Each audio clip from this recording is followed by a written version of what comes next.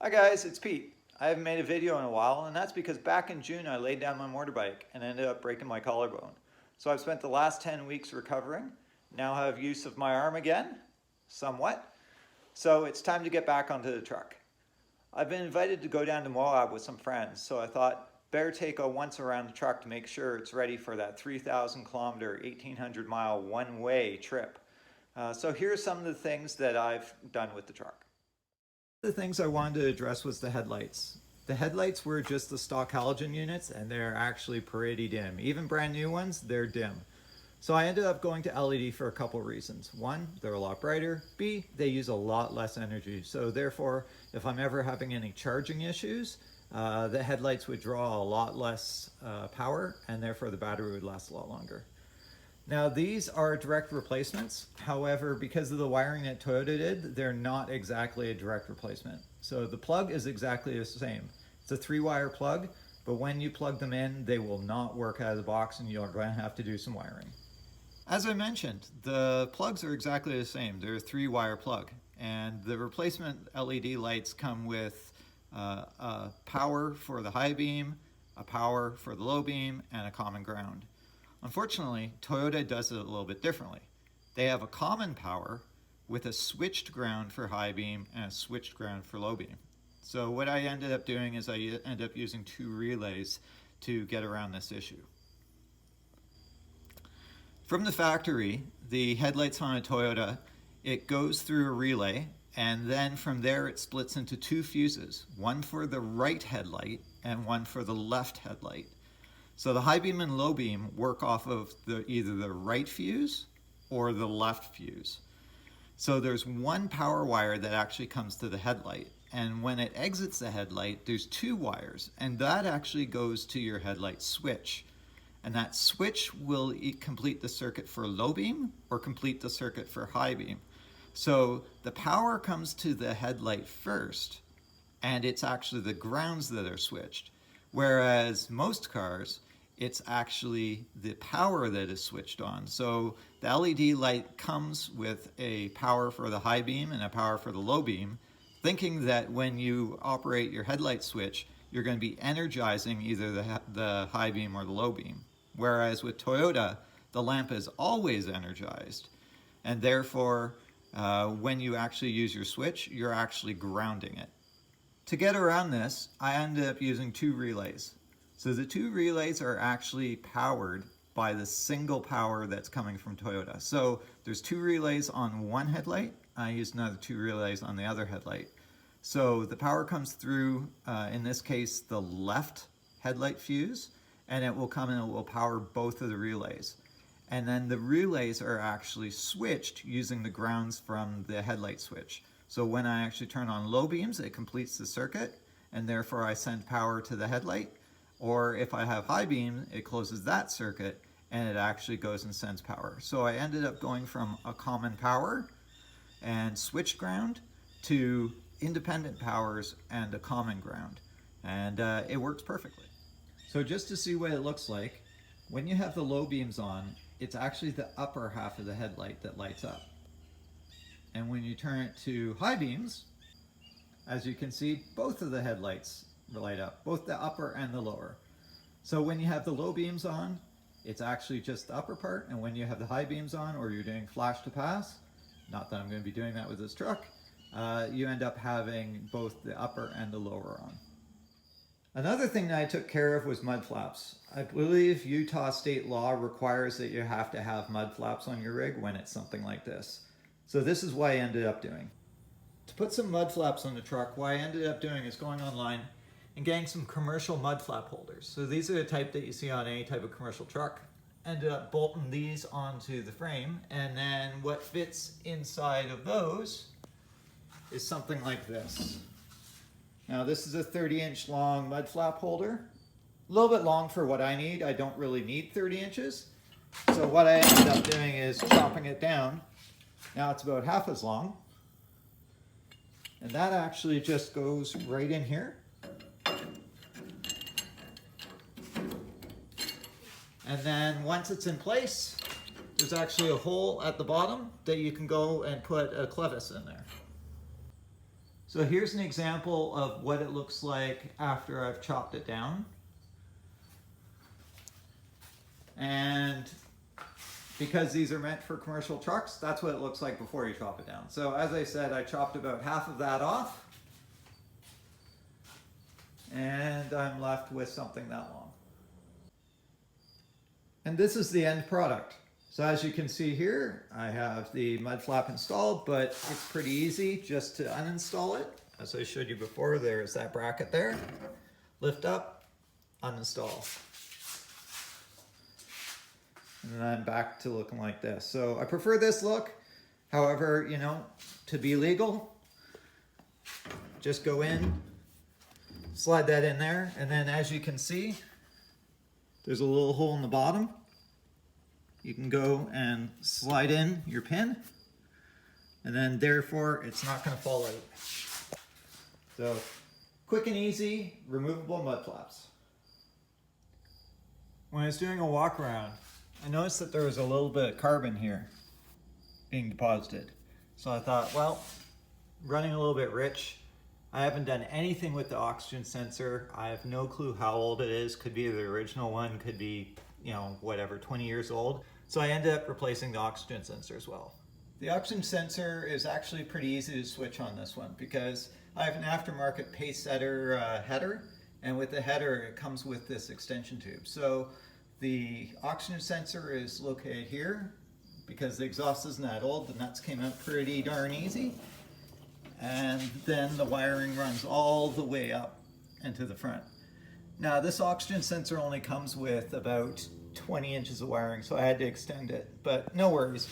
This is actually a really old system. This truck's from an '85. And it is actually a one-wire oxygen sensor. So there's no heater here, there's no feedback to OBD2. This is just OBD1. It's a one-wire signal. It's either open or it's closed. That's all that it's reading. So I just extended it with a single wire, and I'll show you where it actually connects to up at the front. It's a little hard to see, but this is the wire, this corrugated connector. It comes right up from the oxygen sensor, leads right up here, and then it connects into a round single wire yellow connector that comes out of the engine harness. So again, this is a single wire. You can see the single wire right there. This is actually the connector that came with the new oxygen sensor, so I just depinned it, extended the wire, put the pin back in, and then I connected to the factory system. So it's all connected. There's no engine lights. There's never any engine lights because it's not OBD2. It's just very, very simple check engine. The only way I can check the codes is to jump some wires or something like that and count the number of flashes on the check engine light. So it's not very sophisticated, but it is there, and I'm hoping that this new oxygen sensor is actually going to help out with the rich condition I have. During my walk around, another thing that I noticed is that the rear U-joint has a lot of play. You can see that right there. So I'll be removing the drive shaft and replacing that U-joint as well. So now that the drive shaft is out on the bench, here's a closer look at the U-joint. You can see, look at all the play in there. That is no bueno. So what we're going to end up doing is we're going to go and replace it with a new U-joint. This one is a Moog 387. Why'd I pick Moog? I don't know. It just seemed to be what was available. I also have some other ones, Moog 513. So the 387s, that's for every U-joint on the truck that is not a double cardan. And the 513 is the ones for a double cardan. So I ended up getting new U-joints anyways for the trip, just in case I broke a U-joint while I was down in Moab. To do everything on the truck, actually, believe it or not, there's 6 U-joints. I'm doing the one that's at the rear axle. There's also one, because I have a 2-piece drive shaft, that's right at the front end. So you can see this one right here. That's also a 387. Then there is another one that's at the transfer case. That's also a 387. The one at the front axle, equivalent to what I'm replacing here. That one on the front axle is also a 387, so that's 4 already. And then the 2 for the double cardan are 513s. So 6 U-joints altogether. I do have a couple 513s and a bunch of 387s to take with me on the trip. So therefore, if anything breaks, I can replace them on a trip. So what you can see about this U-joint here, if you look at it closely, there's actually no grease fittings on it. So I don't know how old this one is. I've never changed it. And this one from Moog, it actually has one that's on one of the end caps. So not the best place in my opinion for it, because obviously it can get knocked off by rocks and things like that. However, the only other location is probably right here. And honestly, when those are on the truck, they're a little bit of a pain. You can get a right angle one and it comes off and it's a little bit easier. Not sure if this one has one or not. Nope.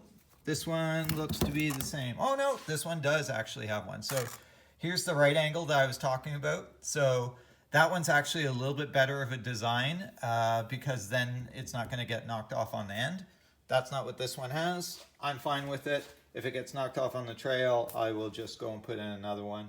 As you can see here, this U-joint's held in with C-clips. So the first part to disassembly is actually locating all those C-clips in this grime. You can see that there's one right here, but there's one in each corner. Remove those C-clips and then you can press out the U-joint.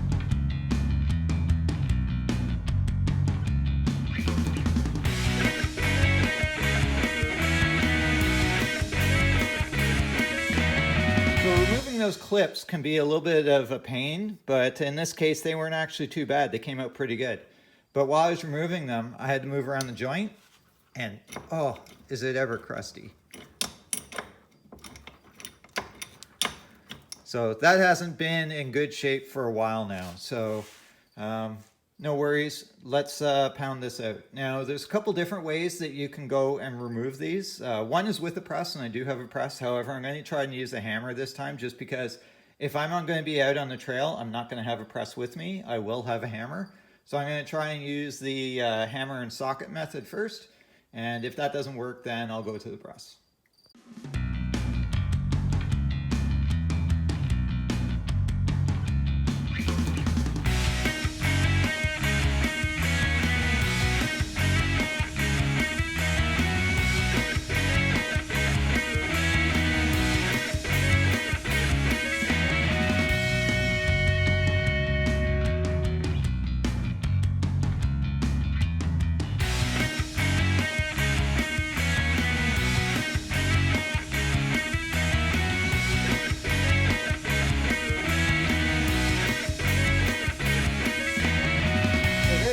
So there it is. As you saw, I had to use a little bit of heat.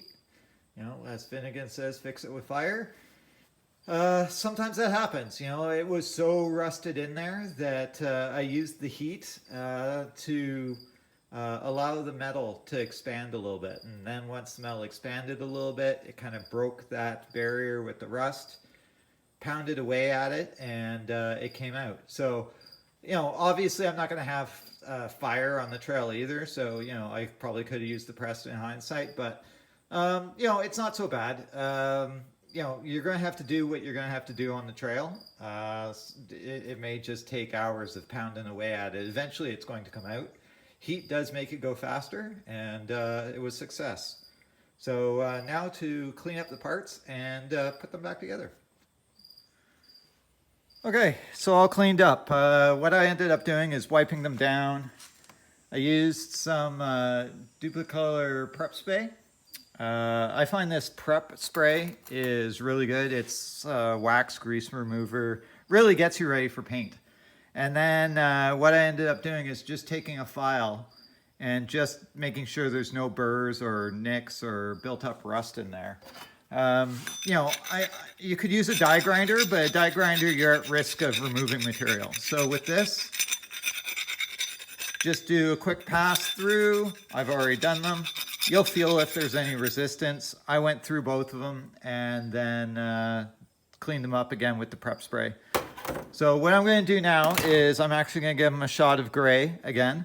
What I'm going to do is, instead of masking this off, you should mask it off, but I'm not going to because I don't really care about the finish of this. I just want to throw some spray paint on there. So I'm going to get a little bit of grease. I'm going to grease up these journals, and then I'm going to paint it. And that way, the paint won't stick to the grease. I can wipe off the grease afterwards. I'm left with an unpainted surface, and yet it's quick, it's easy, and I can get these guys painted.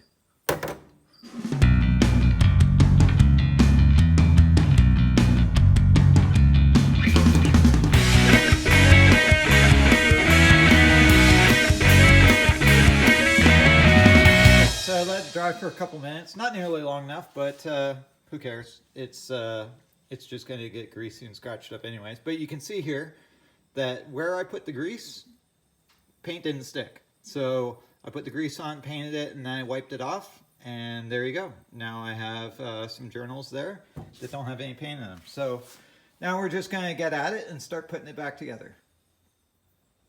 So when putting in a U-joint, you're going to have to pull off the end caps. Now, be really careful, because when you pull the end cap off, there's going to be a lot of needle bearings in there. Can't really see that, but there's a lot of needle bearings. You do not want to disturb those. So you take it off really carefully, and you put it on equally carefully.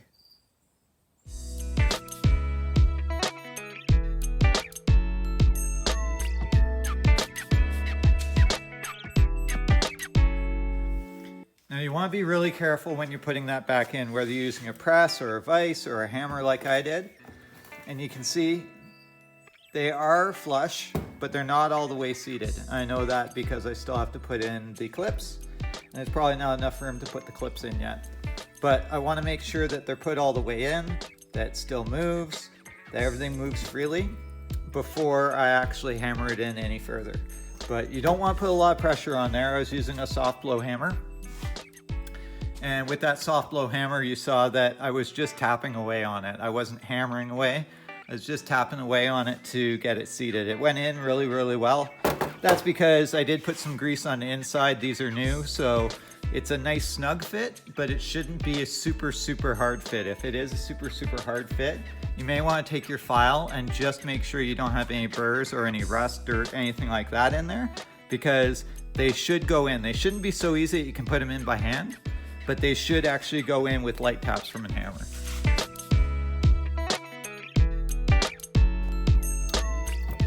It's hard to show, but when I actually put in the clips, I put them in normally, and then what I did is I kind of spun them around. That way, if they do need to come out, they need to come out backwards, and they won't actually come out all the way, because the clip can only come forward and then hit that ledge right there. So what I did is I pushed them in this way, and then I took a punch and I spun them around so that when they, or if they accidentally fall out, they'd have to come out this way and they'd hit that ledge and can't. So now those clips are in there and they won't be able to accidentally come out.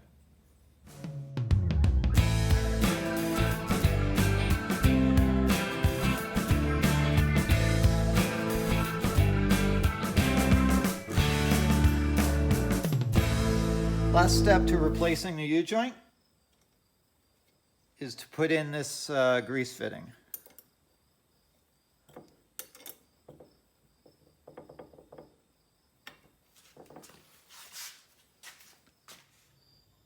And there it is, back in place, reinstalled. So if you're wondering, these are tightened down to 54 foot-pounds. If you don't have a torque wrench, just reef on it as tight as you can get it. But 54 foot-pounds, all in place. There it is, no more slop. There's play in the drivetrain, but no more play in the U-joint. So one more thing crossed off the list. One last thing I wanted to address was tires. So these pit bulls, they're bias ply. Bias ply, a lot of people don't like riding on the road with them. I don't mind it, but only for short distances. I'm certainly not driving across the country on bias ply tires. It's just not that great of a ride. Now, what I could do is I could go back to my 35s. So these are the tires that actually came on the truck. They're just some regular, Walmart specials or whatever. And they're on American Racing Outlaw 2s. And they're not bad. There is a little bit of a size difference there. Going from the pit bulls, like obviously the width, but the tire height too. and that is definitely an option. However, I did pick up some other wheels and tires. So instead of going with the Outlaw 2s with the 35s, and those are radials, obviously, it says Radial HG on it, and not staying with the pit bulls, what I ended up doing is picking up some more Outlaw 2s. I painted them black. They used to be silver, just like those. Basically the same rim. It has the same offset, same backspace, same bolt pattern, same center bore. The only difference is that these are 15 by 10s and those are 15 by 8s. So there's a little bit of a lip difference there. So this one is 8-inch rim, those ones are 10s. So I have 4 10s, and I also have some 37s.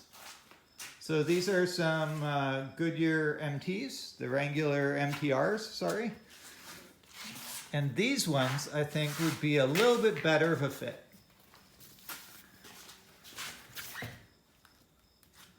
So the Goodyear MTRs are 37 by 12.5s. And believe it or not, those pit bulls are 39.5 by 16.5. The 16.5 I can get behind. You know, they're a lot wider. 39.5 they are not. I think that as they sit right now with air and load on them, it's about 37.5. And these are probably, I don't know what they measure in at, but they're probably 36.5. There's only about an inch difference there. I think it's a lot better of a fit than going and putting the 35s back on. So what I'm going to end up doing is I'm going to go and put those MTRs on those wheels and bounce them with some airsoft BBs, and then I'm going to go and throw them on and see how they look. A couple of tires mounted up now. Just doing them at home. I don't have a special machine or anything like that, so I'm using some pretty unorthodox techniques. One of them is actually I've gotten some Gorilla Tape, and I put some Gorilla Tape around the rim. And what this helps out with is that the tire going onto the rim, trying to get the air in it to expand it, it doesn't hold it very well. The tire actually seals against the Gorilla Tape a little bit, and it helps me actually seat the beads on it. So that's one thing that I'm doing a little bit differently. Another thing that I'm doing is I'm putting in some BBs. I'm putting 12 ounces of those in each tire. So they're just plastic BBs. They're not going to go and destroy the rubber or anything like that. But what they do is it's dynamic balancing. So there you go. That's another tire mounted up. I put 12 ounces of beads in there. A little bit more because as you see when you dump them in, a couple spill out. So it's probably 12.1 or something like that. And then it went and spilled out. And then here's what the back looks like. So you can't really see the Gorilla Tape, but it's just at the side of the bead. So that helps hold the back bead in while I go and try and seat the front bead. Because you can see here with the front bead, there's quite a bit of airspace, and it's really hard to get that to seal. So with the back bead temporarily sealed with the Gorilla Tape, I can actually go ahead here and seal up the front bead, and it allows me to seat both of the beads perfectly. So now I'm going to go and take out the core out of the valve stem, just seems to work a little bit better, and then we'll go from there.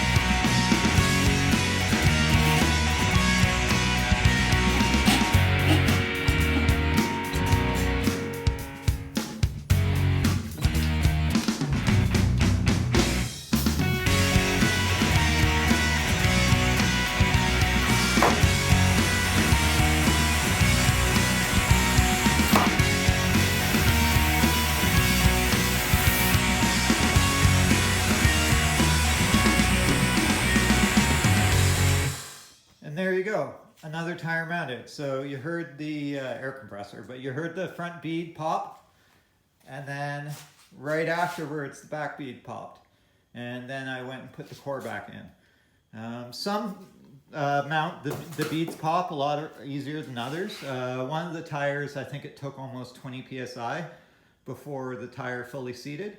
But this one, I think it's probably 5 psi or something like that. So yeah, it's completely done. So yes, you can do this at home. A lot easier to take it into a tire shop. They'll be able to go and put them on. They're not going to scratch up your rims, as you can see. When I go and do it with the hand tools, yeah, marking up your rims a little bit. But you know, honestly, off-road rims, these aren't high-dollar powder-coated rims or anything, or anodized. They're just you know, spray painted rims. I can always touch that up if I really want to. I just find it easier to do it myself because then I can mount it, I can put the weights in myself, I can do all that sort of stuff. If I take it to a shop, I'd probably have to go and, you know, pre-package all the bags for them, let them know. Some tire shops will let you do that. Some tire shops won't want to do it for you, just due to liability. So, you know, as you saw, it didn't take that long. So here's a quick tire comparison. These are the Pit Bulls, 39.5 by 16.5. They're at 12 psi because bias ply, and they're 37.25 inches tall with weight on it. Here are the Goodyear MTRs, 37 by 12.5, 25 psi, and they're measuring in at 35.5 inches tall with weight on it. And finally, these are my original tires, the Super Sport Radial HT 35 by 12.5. They measure in at 33.75 at 25 psi with weight on it.